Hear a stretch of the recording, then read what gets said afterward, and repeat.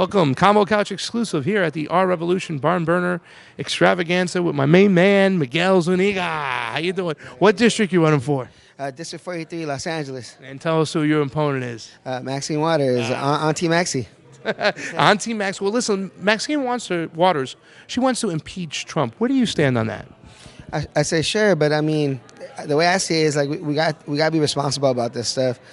First of all, in order to impeach someone, you got to write an impeachment, an article of impeachment, something we learned in high school and something I haven't seen her do yet. Yeah. But even if we do impeach him, I think Pence is a lot more dangerous because he's not playing on Twitter all day. Yeah. You know, he's not giving away his moves almost. You know, Yeah. like at least Trump, we know what we know what we're dealing with, and they stacked up the cards. Yeah. So she can spend the rest of her career in office impeaching people. Yeah. Or we could try feeding some homeless, housing some homeless. Yeah. You know, like doing something about the Torres refinery. You know, there's so many things going on in our district that. Yeah. I mean, she doesn't live in the district, so how would she know? She lives outside the district. Everybody talks about in the mansion, but we have something that's really going on. One of the things we can take care of is our water. Why don't you tell us about the current? Well, it's not current. It's been going on for a while, but you have brought to light the current in people's minds the water problem within Compton. Why don't you explain to the audience what it's all about? Well, thanks for giving me the credit, but I won't take the credit there. All I did was.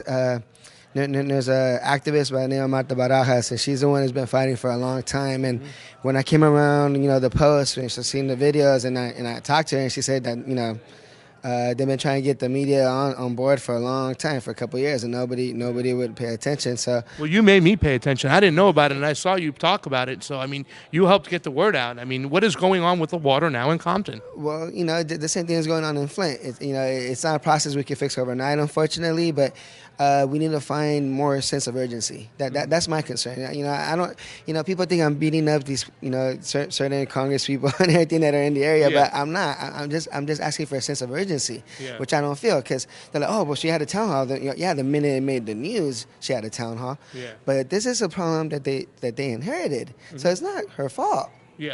I'm not blaming her. The reason why I'm getting involved is not even in my district, and it's not even going to really benefit my campaign.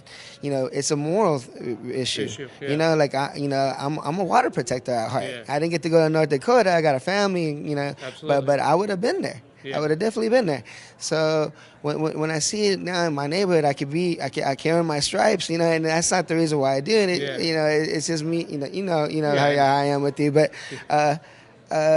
It's just a way that it's a moral issue, when I come and meet these people, and and they're telling me they were defensive about me coming in because he's running for office, it's it's a leverage thing, and if you notice, everything I brought up with that was me just helping the situation out. I never live stream myself like, hey, look at me. You're just trying to bring light to the situation because everybody knows you. You're the Green Party candidate with a ton of heart. And everybody knows. If anybody who knows Miguel, he really feels for these moments. You really feel for these policies that you want to change. You're a social warrior.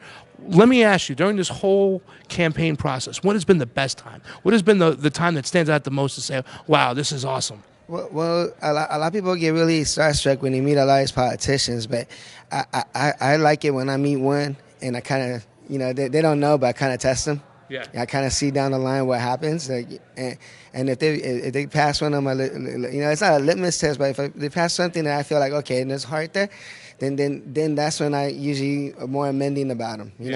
So I see a lot of people get started. They're posing with certain politicians that, well, isn't that kind of like the enemy right there, or not the enemy, but the opposing, and they're happy to be there, but. To me, I'm not there to be surrounded with these politicians unless they're ready to work. Yeah.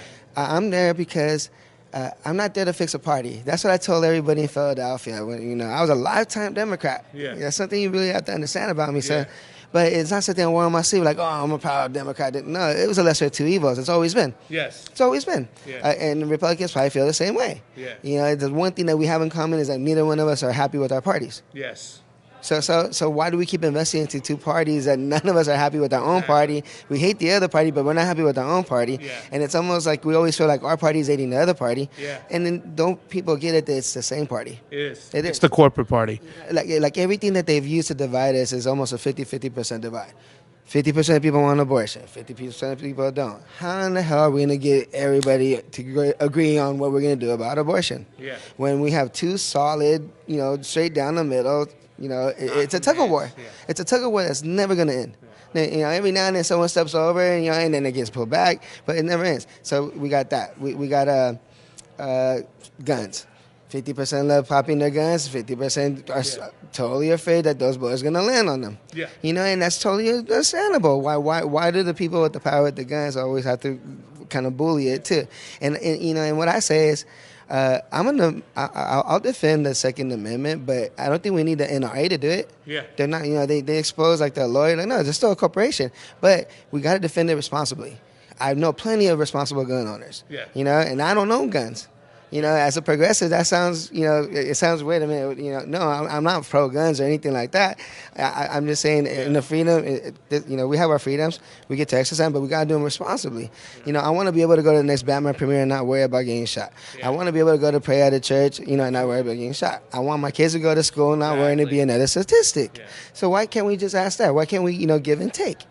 But again, it's a 50% down the line.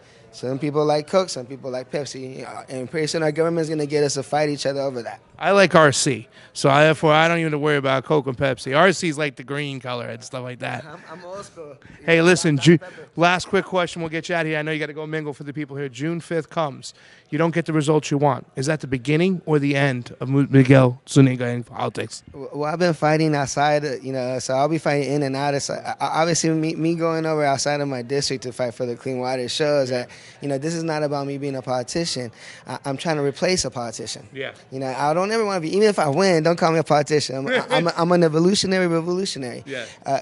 I'm going to stand with the people. You know, my paycheck comes from the people, and that's all I need. I'll be making more money than that, you know.